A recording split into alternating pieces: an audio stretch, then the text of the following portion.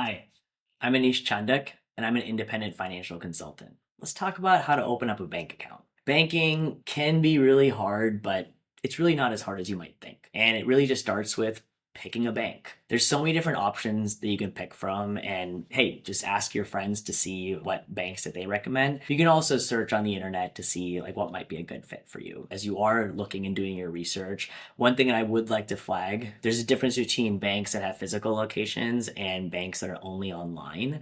And depending on if you're someone that actually wants to go in and have the ability to visit a banker in a brick and mortar location, that might be a good fit for you. Or if you're someone who just wants to be able to bank online, then an online bank might be a good fit for you as well. Online banks do typically tend to be a little bit cheaper on custodian and management fees just because they don't have a brick and mortar location. All that to say, pick a bank and then let's move forward with the application process for you to actually open up a bank account. The first thing that you'll need to do as you open up a bank account is gather together a bunch of different documents that the bank will need to verify whether you're a good applicant. Some of these documents, at least when I was going through the process, were a government issued ID, a utility bill that shows my address, social security card, or something that shows your identification in that type of a way. Basically, whatever those listed documents are, you'll be able to find them on the actual bank's website, or just give a call to the bank to understand what documents that you might need. Once you get all your documents together, the next step for you will be to actually submit an application to open up an account at that bank. There's a lot of different accounts you can open up. You have checking accounts, you have savings accounts. Those are typically the two most common, but also like take a look at what other suite of offerings that bank may have for you to see if there might be something that's a better fit. I actually highly recommend looking into the fine print at specific banks and for specific accounts. There tend to be a lot of accounts that will offer a bonus